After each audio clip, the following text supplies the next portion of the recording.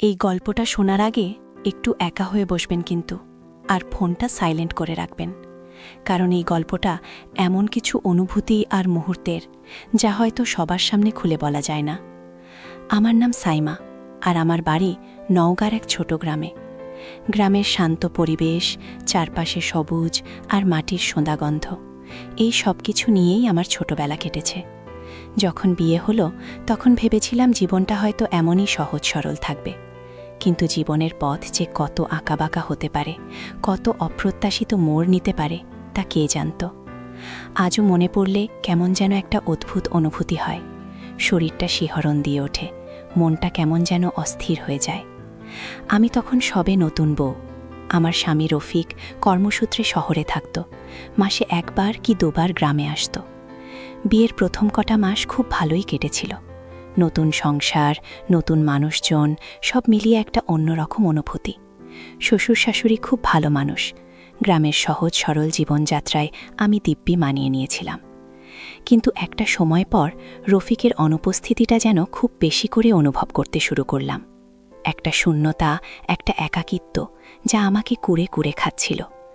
এই একাকিত্বটাই ধীরে ধীরে আমার জীবনে এমন একটা সম্পর্কের বীজ বুনেছিল যা সমাজের চোখে অন্যায়, ধর্মের চোখে পাপ, কিন্তু আমার কাছে তখন সব অনুভূতির ঊর্ধ্বে ছিল। আমার দেবর, রফিকের ছোট ভাই, ওর নাম সজীব। আমার থেকে বছর চারেকে ছোট হবে, তখন সবে কলেজে উঠেছে। বেশ হ্যান্ডসাম দেখতে, মায়া ভরা দুটো চোখ, আর হাসিটা খুব মিষ্টি। প্রথম দিকে সজীবের সঙ্গে আমার সম্পর্কটা ছিল একেবারেই স্বাভাবিক দেবর ভাবির সম্পর্ক। সে আমাকে বড় বোনের মতোই শ্রদ্ধা করত, আমিও তাকে ছোট ভাইয়ের মতো স্নেহ করতাম। কিন্তু কখন যে এই সম্পর্কের রেখাটা ঝাপসা হতে শুরু করল, কখন যে আমাদের দুজনের মনে একটা অন্যরকম অনুভূতি দানা বাঁধতে শুরু করল, তা আমরা কেউ টেরও পাইনি। আমি তখন সারাদিন বাড়ির কাজ সেরে দুপুরবেলায় একটু বিশ্রাম নিতে বসতাম। রফিকের অপেক্ষায় দিন গুনতাম। সজীব কলেজ থেকে ফিরলে দুপুরে খেতে বসত, তখন আমি তার পাশে বসে গল্প করতাম। গ্রাম্য জীবন, গ্রামের কথা, কলেজের কথা, নানা টুকিটাকি বিষয় নিয়ে আমাদের কথা চলত। প্রথম দিকে সবটাই নির্দোষ ছিল, কিন্তু তার চোখ আমার দিকে তাকিয়ে থাকার ভঙ্গিটা, তার কথার মধ্যে লুকানো চাপা আবেগটা আমার মনকে কেমন যেন এক অদ্ভুত জগতে টেনে নিয়ে যাচ্ছিল। আমি জানি আমি নতুন বউ, আমার শরীর তখনও পূর্ণ যৌবনে টয়টম্বুর। শাড়ির আঁচল হয়তো সরে যেত কাজ করতে গিয়ে, হয়তো আমার ব্লাউজটা একটু টাইট ছিল, কিংবা হয়তো আমার শরীরের ভাঁজগুলো চোখে পড়ার মতোই ছিল। আমি যখন রান্না বান্না করতাম ঘামে ভিজে যেত আমার শরীর, চুলগুলো কপালে এসে পড়ত। আমি অবচেতন মনেই হয়তো নিজেকে আরও আকর্ষণীয় করে তুলছিলাম। সজীবের চোখ দেখেই আমি বুঝতাম সে আমার দিকে কী চোখে দেখছে। একটা ঘোর লাগা দৃষ্টি, যেখানে সম্মান আর শ্রদ্ধার পাশ কাটিয়ে অন্য একটা কিছু উঁকি মারছে। আমি তখন সজীবের পাশে বসলে নিজেকে আরও বেশি সচেতন করে তুলতাম। শাড়ির আঁচলটা ঠিক করে নিতাম, নিজের চলন বলন একটু অন্যরকম করে ফেলতাম। আমার স্বামী যখন আসে তখনও এমন অনুভূতি হয় না যা সজীবের পাশে বসে অনুভব করি। বুকের ভেতরটা কেমন যেন ধুকপুক করত, একটা চাপা উত্তেজনা। এক দুপুরে রান্নাঘর থেকে বেরোচ্ছিলাম, সজীব হঠাৎ করে সামনে এসে দাঁড়ালো। হাতে একটা বই ছিল। বলল, ভাবি, এই অঙ্কের একটা জায়গায় বুঝতে পারছি না, একটু বুঝিয়ে দেবে? আমি মাথা নাড়িয়ে বললাম, দেখি। রান্নাঘরের পাশেই ছোট একটা বারান্দা ছিল, সেখানেই আমি একটা মাদুর পেতে বসি। সজীব আমার পাশে এসে বসল। তার শরীর থেকে একটা মিষ্টি ঘামের গন্ধ আসছিল, যা আমার মনকে কেমন যেন ছুঁয়ে গেল। সে যখন বইটা আমার দিকে বাড়িয়ে দিল তখন তার আঙুল আমার হাতে আলতো করে লেগে গেল। সামান্য স্পর্শ, কিন্তু আমার শরীরটা যেন কেঁপে উঠল। তার চোখে দেখলাম একটা গভীর আবেগ। আমারও কি চোখ ছলছল করছিল?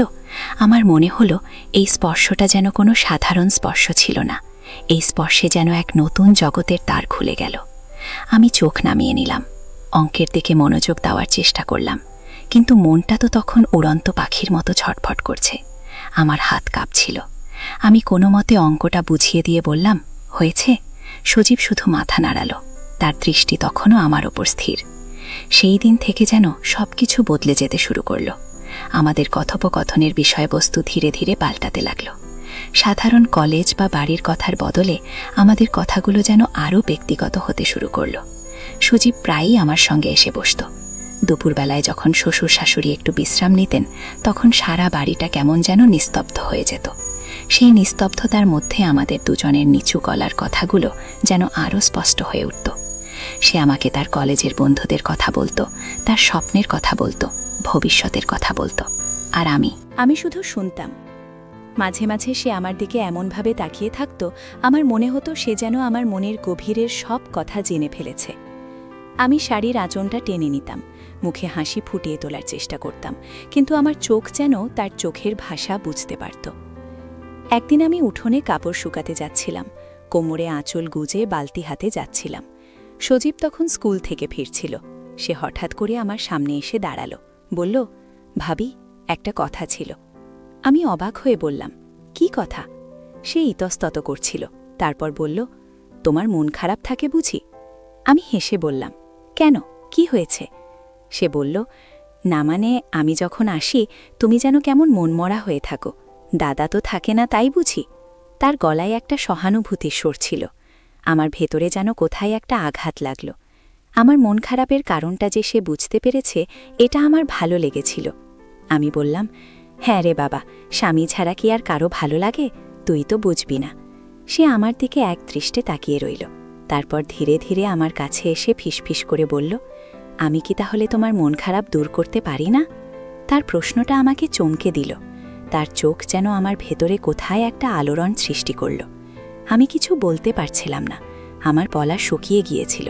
সে আমার মুখের খুব কাছে চলে এসেছিল, এত কাছে যে তার নিঃশ্বাসের উষ্ণতা আমি অনুভব করতে পারছিলাম। আমার হাত থেকে বালতিটা পড়ে গেল।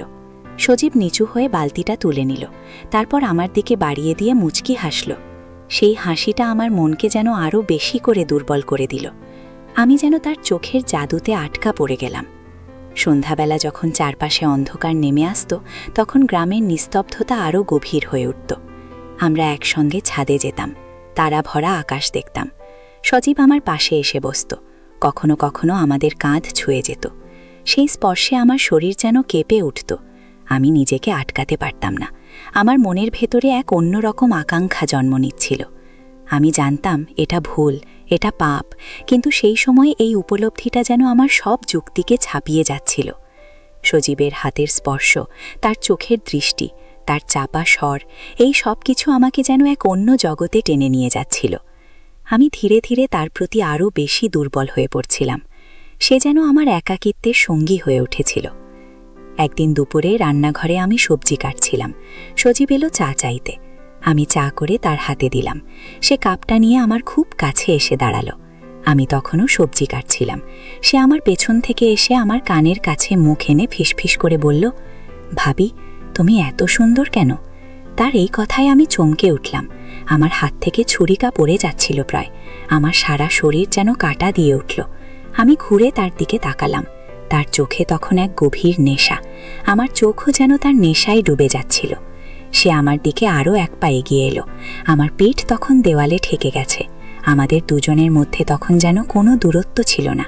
তার পুরুষালী শরীরের গন্ধ আমার নাকে এসে লাগছিল। আমি চোখ বন্ধ করে ফেললাম। আমার মনে হচ্ছিল যেন আমার শ্বাস বন্ধ হয়ে আসছে। সে আমার হাতটা ধরল। তার হাতের উষ্ণতা আমার সারা শরীরে ছড়িয়ে পড়ল। আমার মনে হলো আমি যেন এক অজানা সমুদ্রে ভেসে চলেছি। তার স্পর্শ আমাকে যেন কোথায় এক অচেনা পথে টেনে নিয়ে যাচ্ছিল। সে আমার দিকে ঝুঁকে এলো। আমি কিছু বলতে পারছিলাম না। আমার মন, আমার শরীর সব কিছু যেন তার বশ মেনেছিল। আমার মনে হলো আমি যেন দীর্ঘদিনের এক পিপাসার্ত আত্মা, যে এক ফোঁটা জলের জন্য ঝটফট করছিল।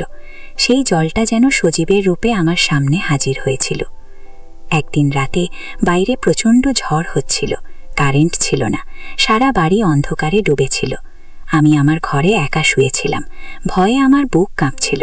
হঠাৎ দরজায় টোকা পড়ল। আমি ধরফর করে উঠে বসলাম। কে? সজীবের গলা শুনতে পেলাম। ভাবি, খুব ভয় করছো? আমি কাঁপতে কাঁপতে বললাম, হ্যাঁ রে। সে বলল, আমি কি ভেতরে আসবো? আমি কিছু বলতে পারলাম না। আমার ভেতরে তখন একটা অন্যরকম টানাপোড়েন চলছিল। একদিকে ভয়, অন্যদিকে এক অজানা আকাঙ্ক্ষা। সে দরজা খুলে ভেতরে ঢুকল। তার হাতে একটা মোমবাতি ছিল। মোমবাতির আলোয় তার মুখটা কেমন যেন মায়াবী লাগছিল। সে আমার পাশে এসে বসল, আমার হাতটা ধরল। ভয় নেই ভাবি, আমি তো আছি। তার এই কথাগুলো আমার মনকে কেমন যেন শান্ত করে দিল। তার উষ্ণ হাতের স্পর্শে আমার ভয়টা যেন কোথায় মিলিয়ে গেল। আমরা দুজন অন্ধকারে বসে গল্প করতে লাগলাম। আমাদের কথাগুলো যেন ক্রমশ আরও গভীর হতে লাগল। সে আমার চুলে হাত বুলিয়ে দিতে লাগল। তার নরম হাতের স্পর্শে আমার শরীর কেমন যেন অবশ হয়ে এলো। আমি চোখ বন্ধ করে ফেললাম। আমার মনে হচ্ছিল যেন আমি এক স্বপ্নের জগতে ভাসছি। এই সময় এই মুহূর্তটা যেন শুধু আমাদের দুজনের। সে আমার কপালের উপর একটা চুমু খেল। সেই চুমুটা আমার মনকে যেন কোথায় এক অজানা জগতে টেনে নিয়ে গেল। আমার মনে হচ্ছিল যেন আমি বহু যুগ ধরে এই মুহূর্তটার জন্যই অপেক্ষা করছিলাম। সে আমার দিকে আরও এক পা এগিয়ে এলো। আমার মনে হলো আমার সব প্রতিরোধ ক্ষমতা যেন ভেঙে যাচ্ছিল। আমি জানি এই অনুভূতিগুলো আমাকে এক চরম ভুল পথে নিয়ে যাচ্ছিল। আমার স্বামী, আমার সংসার, সবকিছুর প্রতি আমি যেন এক অপরাধ বোধে ভুগছিলাম। কিন্তু সজীবের প্রতি আমার আকর্ষণটা এতটাই তীব্র ছিল যে আমি নিজেকে সামলাতে পারছিলাম না। তার সাথে কাটানো প্রতিটা মুহূর্ত যেন আমাকে আরও বেশি করে তার দিকে টেনে নিয়ে যাচ্ছিল। আমাদের সম্পর্কটা ছিল এক গোপন অভিসার। সমাজের চোখে এটা ছিল ঘোরতর অন্যায়, পাপ, কিন্তু আমরা দুজন যেন সেই পাপের জালে আটকে পড়েছিলাম। তার চোখে আমার জন্য যে ভালোবাসা দেখতাম সেটা আমাকে আরও বেশি করে তার প্রতি দুর্বল করে তুলত। আমি জানি আমি হয়তো ভুল করছিলাম, কিন্তু এই ভুলটা যেন আমাকে এক অন্য রকম আনন্দ দিচ্ছিল। আমার স্বামী রফিক যখন বাড়িতে আসত তখন আমি সজীবের থেকে একটু দূরত্ব বজায় রাখতাম। সেও আমার চোখের দিকে তাকিয়ে বুঝতে পারত। রফিক চলে গেলে আমাদের দুজনের সম্পর্কটা আবার আগের জায়গায় ফিরে আসত। আমাদের এই গোপন সম্পর্কটা যেন আমাদের দুজনের মধ্যেই সীমাবদ্ধ ছিল। আমরা দুজনই জানতাম এটা একটা ভুল সম্পর্ক, কিন্তু এই সম্পর্কটা থেকে আমরা কেউই বেরোতে পারছিলাম না। সজীবের ভালোবাসা, তার যত্ন, এই সব কিছু আমাকে যেন এক অন্য রকম সুখ দিচ্ছিল। আমি জানি এই সুখটা ছিল ক্ষণস্থায়ী, কিন্তু সেই মুহূর্তে আমার কাছে এটাই ছিল সবথেকে বড় সত্যি। একদিন দুপুরে আমি ঘরের কাজ করছিলাম। শরীরটা খুব ক্লান্ত ছিল। সজীব আমার জন্য এক গ্লাস জল নিয়ে এলো। সে আমার হাতে জলটা ধরিয়ে দিয়ে আমার খুব কাছে এসে দাঁড়ালো। আমার চুলগুলো মুখ ঢেকে রেখেছিল। সে আলতো হাতে আমার চুলগুলো সরিয়ে দিল। তার হাতের স্পর্শে আমার সারা শরীরে যেন শিহরণ খেলে গেল। আমার মনে হলো আমার শ্বাস বন্ধ হয়ে আসছে। সে আমার চোখের দিকে তাকালো। তার চোখে তখন এক গভীর নেশা। আমার চোখও যেন তার নেশায় ডুবে যাচ্ছিল। সে আমার মুখের খুব কাছে চলে এলো। তার নিঃশ্বাসের উষ্ণতা আমি অনুভব করতে পারছিলাম। আমার মনে হচ্ছিল যেন আমার সব প্রতিরোধ ক্ষমতা ভেঙে যাচ্ছে। আমি নিজেকে আটকাতে পারছিলাম না। আমার ভেতরে তখন এক চরম টানাপোড়েন চলছিল। একদিকে স্বামী, সংসার, সমাজ, অন্যদিকে সজীবের প্রতি আমার তীব্র আকর্ষণ। আমার মনে পড়ে একবার পুজোর সময় গ্রামের মন্দিরে আমরা সবাই গিয়েছিলাম। উৎসবের আমেজ ছিল চারিদিকে। আমি লাল পাড়ে সাদা শাড়ি পরেছিলাম, কপালে সিঁদুর, হাতে শাখা বলা। সজীব আমার পাশে পাশে ঘুরছিল। ভিড়ের মধ্যে আমাদের কাঁধ ছুঁয়ে যাচ্ছিল বারবার। আমি যখন দেবী দিকে প্রণাম করতে ঝুঁকেছি তখন সজীব আমার পেছনে দাঁড়িয়েছিল। ভিড়ের কারণে সে আমার খুব কাছে এসে দাঁড়িয়েছিল। আমি তার শরীরের উষ্ণতা অনুভব করছিলাম। আমার মনে হলো সে যেন আমার পিঠের কাছে তার হাতটা নিয়ে আসছিল। একটা মৃদু স্পর্শ যা বিদ্যুতের মতো আমার সারা শরীরে ছড়িয়ে পড়ল। আমি ভেতরে ভেতরে কেঁপে উঠলাম, কিন্তু আমি নিজেকে প্রকাশ করতে পারিনি। সবাই ছিল চারপাশে। আমি চোখ তুলে সজীবের দিকে তাকালাম। তার চোখে এক অদ্ভুত হাসি, এক চাপা উত্তেজনা। আমি বুঝলাম সে কি বলতে চাইছে। এই ধরনের ছোট ছোট ঘটনাগুলোই আমাদের সম্পর্কটাকে আরও জটিল করে তুলেছিল। আমাদের এই লুকানো আকর্ষণ যেন প্রতিটা দিন আরও তীব্র হচ্ছিল। একদিন রফিক আমাকে ফোন করে জানালো যে তার শহরে আরও কিছু কাজের চাপ পড়েছে, তাই সে আরও কিছুদিন আসতে পারবে না। খবরটা শুনে আমার মনটা খারাপ হয়ে গেল, কিন্তু সজীবের চোখে দেখলাম এক অন্য রকম আনন্দ। রাতে যখন আমরা খেতে বসলাম, সজীব আমার পাশে এসে বসল। বাড়ির বাকি সবাই তখন ঘুমিয়ে পড়েছে। আমাদের দুজনের মধ্যে তখন এক অদ্ভুত নীরবতা। সজীব আমার হাতটা ধরল। তার হাতের স্পর্শে আমার শরীর যেন কেঁপে উঠল।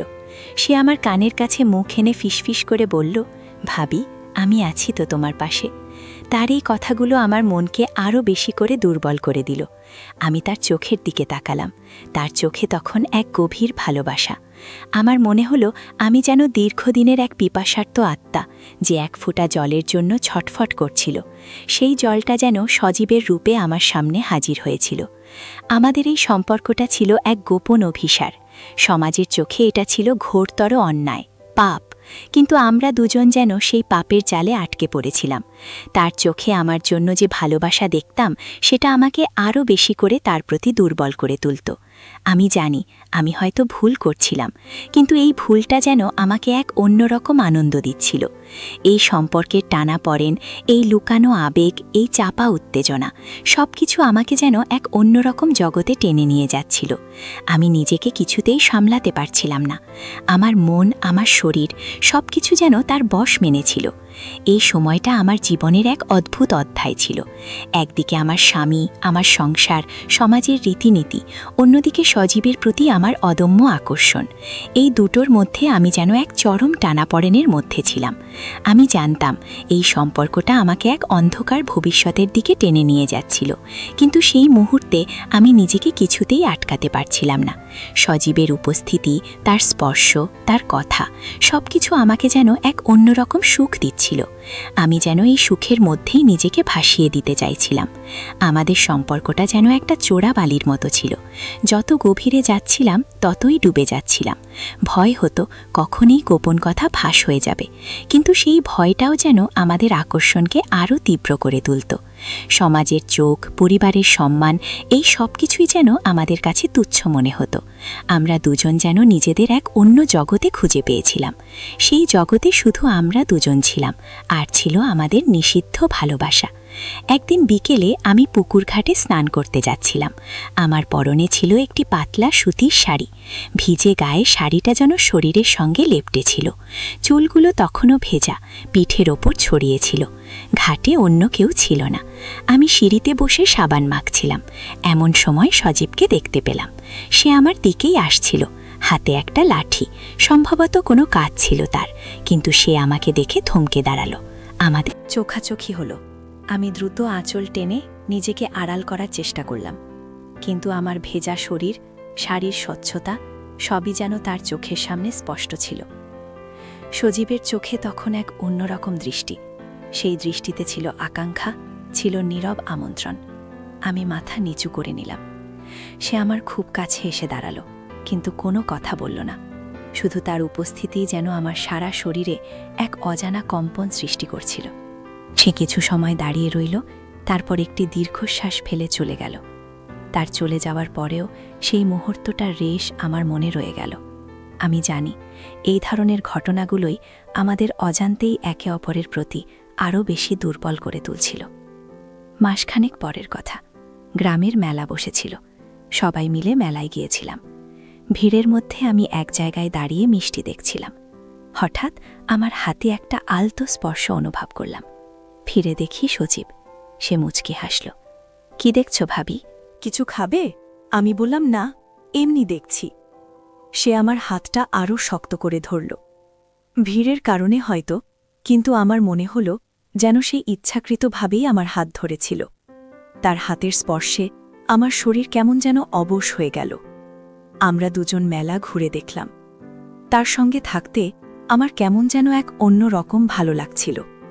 মনে হচ্ছিল যেন আমি তার সঙ্গেই চিরকাল থাকতে চাই। এই অনুভূতিটা আমাকে আরও বেশি করে ভীত করে তুলল। আমি জানি এটা ভুল, এটা অন্যায়, কিন্তু আমার মনটা যেন কিছুতেই মানতে চাইছিল না। মেলা থেকে ফেরার পথে গ্রামের পথঘাট তখন অন্ধকার। আমরা দুজন একটু পিছিয়ে পড়েছিলাম। সে আমার কানের কাছে মুখ এনে ফিসফিস করে বলল, ভাবি, তোমাকে আমার খুব ভালো লাগে। এই কথাগুলো যেন আমার মনে এক অন্য রকম ঝড় তুলে দিল। আমি তাকে কিছু বলতে পারছিলাম না। আমার মুখ দিয়ে কোনো কথা বেরোচ্ছিল না। আমি শুধু তার দিকে তাকিয়ে রইলাম। তার চোখে দেখলাম এক গভীর ভালোবাসা। আমার মনে হল আমি যেন দীর্ঘদিনের এক পিপাসার্থ আত্মা, যে এক ফোঁটা জলের জন্য ছটফট করছিল। সেই জলটা যেন সজীবের রূপে আমার সামনে হাজির হয়েছিল। আমাদের এই গোপন সম্পর্কটা ধীরে ধীরে এক নতুন মোড় নিচ্ছিল।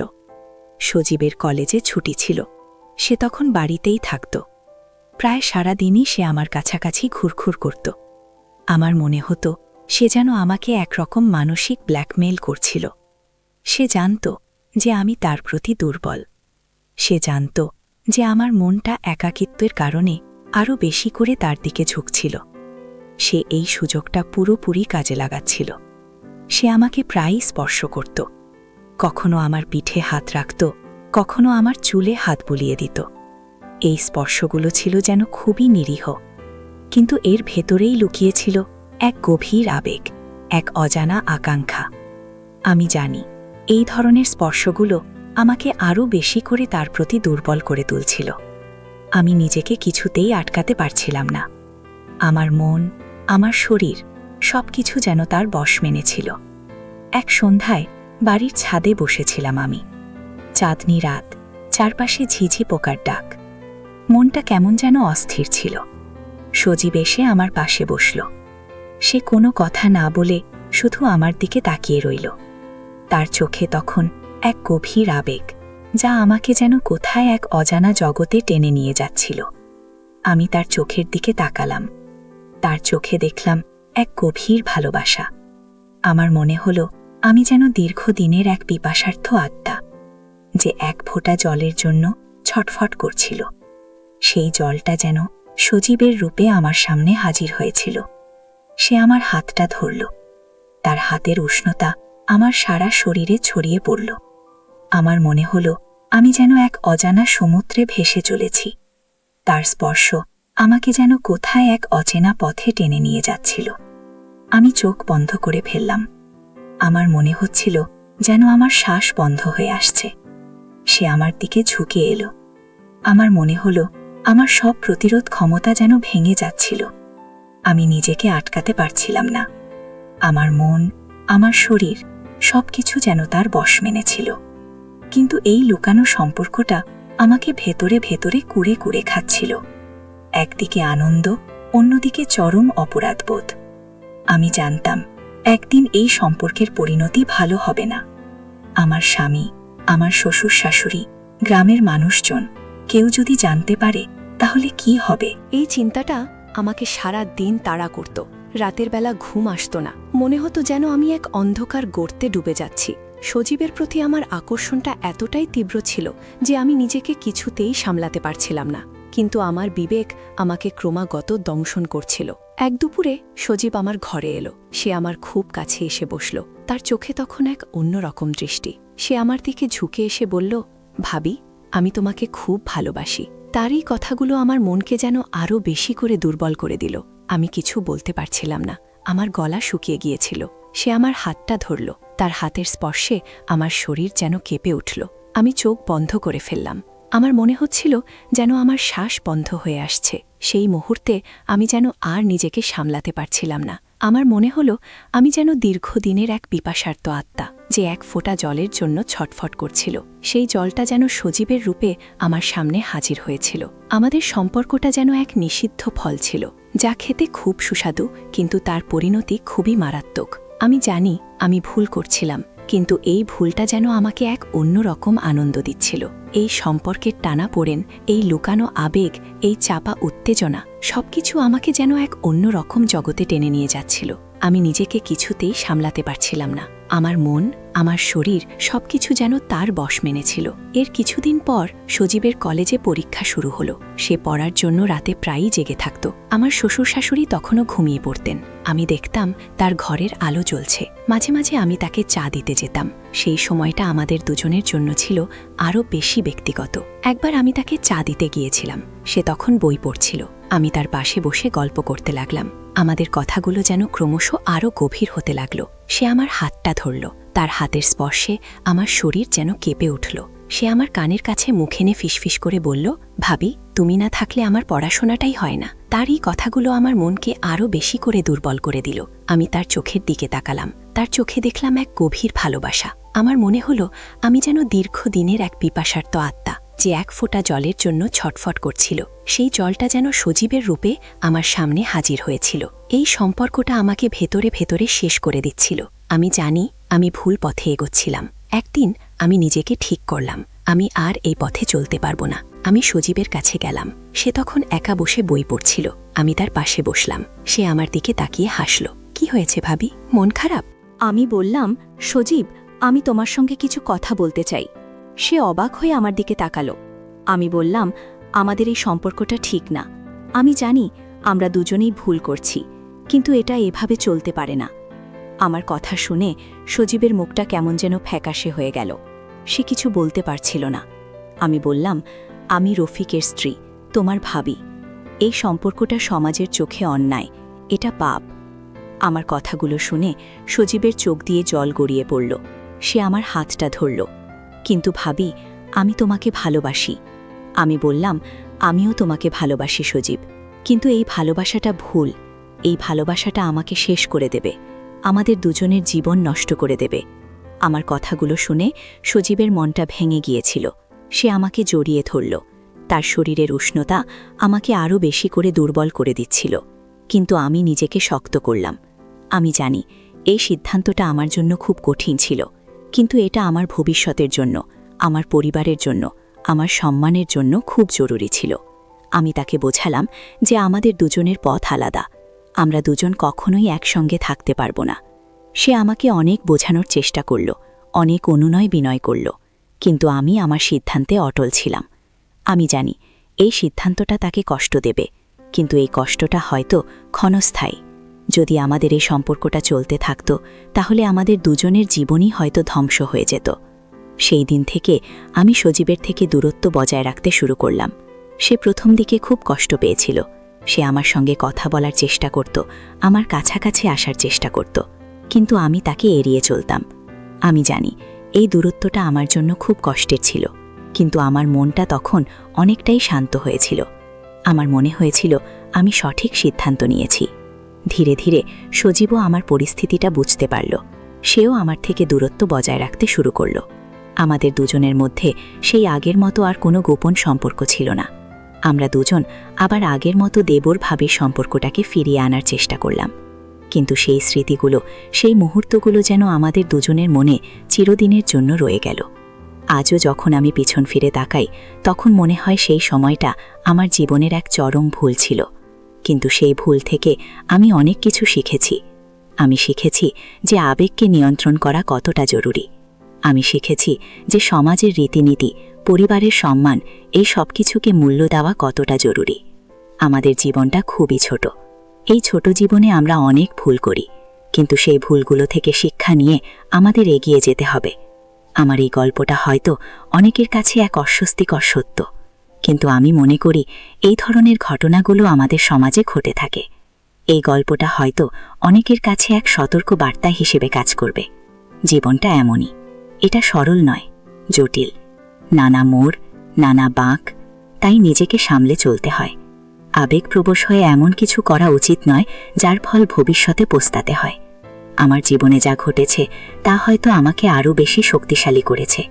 আমি এখন একজন পরিণত নারী, যে জানে কিভাবে জীবনকে সামলাতে হয়।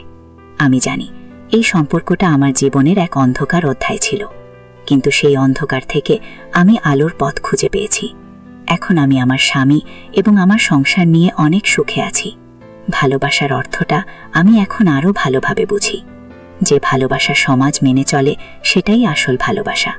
আশা করি আমার এই গল্পটা শুনে আপনারা হয়তো কিছু শিখতে পারবেন, নিজেদের জীবনকে আরও ভালোভাবে সামলাতে পারবেন। সবার জীবনেই হয়তো এমন কোনো লুকানো টানাপোড়েন থাকে, কিন্তু আমাদের মনে রাখতে হবে যে কোনো সম্পর্কের ক্ষেত্রেই সীমা থাকা উচিত। সেই সীমা পেরিয়ে গেলে তা শুধু দুঃখ আর অনুশোচনা নিয়ে আসে। এটাই জীবনের কঠিন সত্যি।